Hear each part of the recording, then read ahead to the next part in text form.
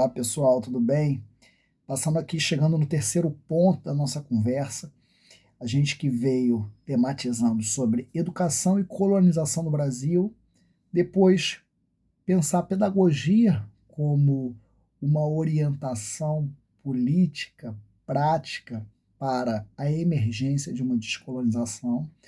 E a gente chega agora num lugar que eu gosto muito de falar, que é educação como brincar e brincar como um fazer educativo. E por que que isso tem tudo a ver com os dois outros pontos que a gente veio conversando? É importante a gente lembrar, tem um grande pensador da crítica ao colonialismo chamado Frantz Fanon, que ele nos chama a atenção que o primeiro lugar de ataque da lógica de terror e violência colonial é no corpo, é o corpo físico, né?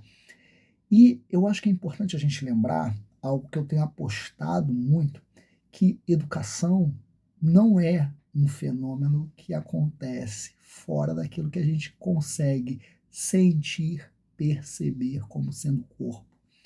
Ou seja, educação é logo um fundamento corporal. Um fundamento corporal porque no corpo a gente carrega as dimensões da comunidade, da ancestralidade. É no corpo que a gente se percebe como seres que estão a descobrir o mundo, e ao descobrir o mundo, a gente também performa, a gente faz esse mundo, né? Então, educação não é uma abstração. Educação não é uma imaterialidade. Educação ela é encarnada, ela é performatizada nas nossas práticas cotidianas. E o corpo, esse lugar tão descredibilizado nessa relação comumente posta de forma hierarquizada, que edifica a mente em detrimento do corpo, o corpo é um lugar de protagonismo desses processos educativos, né? E tendo o corpo como lugar de protagonismo, é importante a gente trazer o mote da brincadeira. Há muita gente que pensa que brincar é uma oposição às coisas sérias, né? Tanto que tem muita gente que fala, olha, eu não estou brincando, eu estou falando sério, ó, para de brincadeira. Mas a brincadeira ela tem um lugar que eu gosto de chamar matricial na nossa existência. Ou seja, a brincadeira é um fundamento primeiro da nossa condição de existir. Uma criança, ela brinca livremente com um desejo profundo de saber das coisas, de experimentar as coisas, de imaginar, de uma certa forma, de intuar um mundo que é possível a partir desse devir, desse exercício brincante, né?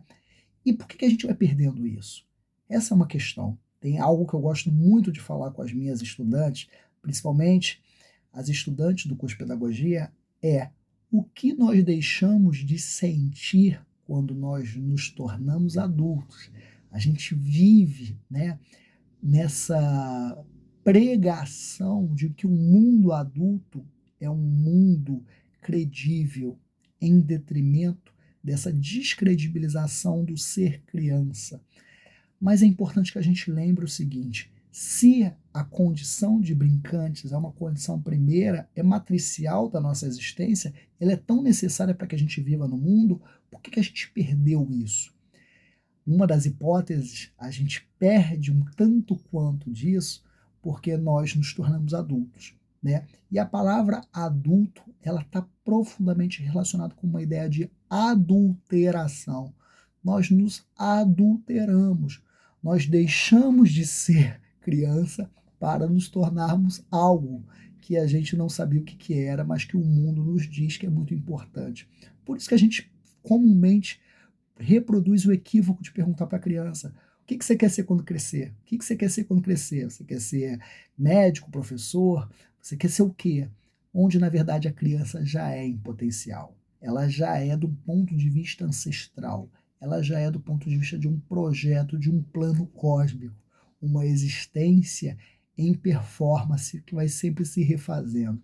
Não à toa, nós, adultos, tão marcados por traumas, precisamos recorrer à infância como um lugar de reposicionamento da nossa existência saudável, né?